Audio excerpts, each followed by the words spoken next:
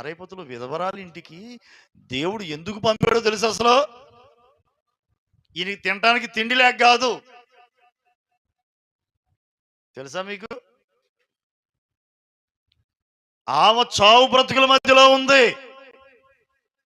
ఆమె నిర్ణయం తెలుసా మీకు? మనుషులు ఎవరికి తెలియదు, ఇంటి పక్కన వాళ్ళకి తెలియదు, కానీ దేవుడు చూశాడు ఆమె స్థితిని. దైవజనుడు ఆ ఇంటికి వెళ్ళి, అమ్మ తినుటకు ఏమైనా ఒక అప్పం ఉంటే మొదటగా నాకు చేసి పెట్టిన తర్వాత మీరు చేసుకు తినండి అమ్మా అన్నాడా? అంటే అప్పుడు ఆమె ఏమంది?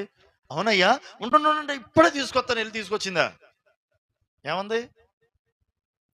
అయ్యా, తొట్టిలో పట్టెడు పిండి, బుడ్డిలో కొంచెం నూనె ఉంది, అది ఈరోజు నాకు నా కుమారుడికి ఆహారం. దాంతో ఒక రొట్టెని చేసుకుని అప్పమును చేసుకుని తిని రేపు చచ్చిపోదాం అనుకుంటున్నామయ్యా. అంతేకాంది దైవజనుడికి సమాధానం చెప్పింది. అంతే కదా ఆమె?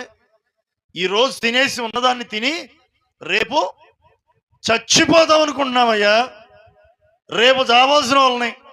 నువ్వేం చేస్తున్నావు? నువ్వు ఇప్పుడు వచ్చాక మా ఇంటికి అప్పం పెట్టమన్నావుగా, ఉన్న పిండితో ఒక రొట్టెని చేసి నీకు పెడితే రేపు చావాల్సిన వాళ్ళు ఈరోజు చచ్చిపోవాలి అన్నట్లుగా చెప్పింది ఆమె. అప్పుడు దైవజనుడు ఏమన్నాడు? అవునా అమ్మా, అయ్యో అలాంటి పని చేయొద్దు అన్నాడా? ఏమన్నాడు? భయపడవద్దు, నీవు పోయి నేను చెప్పినట్లు చేయి. ఒక చిన్న అప్పం చేసి ముందు నాకు ఇవ్వు, తీసురా. అలానే చేసి తీసుకొచ్చింది. దైవజనుడు కృతజ్ఞతాస్తుతులు చెల్లించి ఆశీర్వదించి దాన్ని స్వీకరించాడు. ఆ తర్వాత నువ్వు వెళ్ళి చేసుకో అమ్మాయిక అన్నాడు. ఈమె వెళ్ళి చూస్తే మళ్ళీ తొట్టిలో పిండి, బుడ్డిలో నూనె తక్కువ కాలేదు. కొట్టండి చప్పట్లో.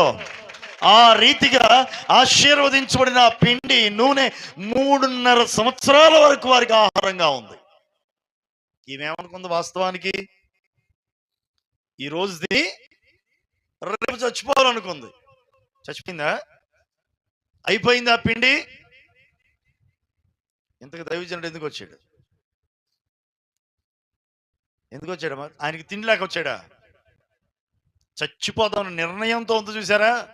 కరువు కోరల్లో చచ్చిపోవాలనుకుంటుంది.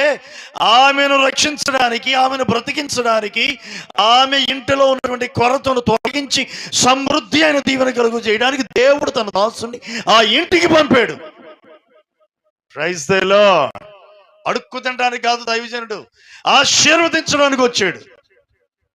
ఈ సంగతి లోకానికి తెలియట్లా. అవునంటారు కదంటారా? దైవజనుడు నీ ఇంటికి వస్తున్నాడంటే నీ ఇంటికి ఆశీర్వాదం వస్తుంది.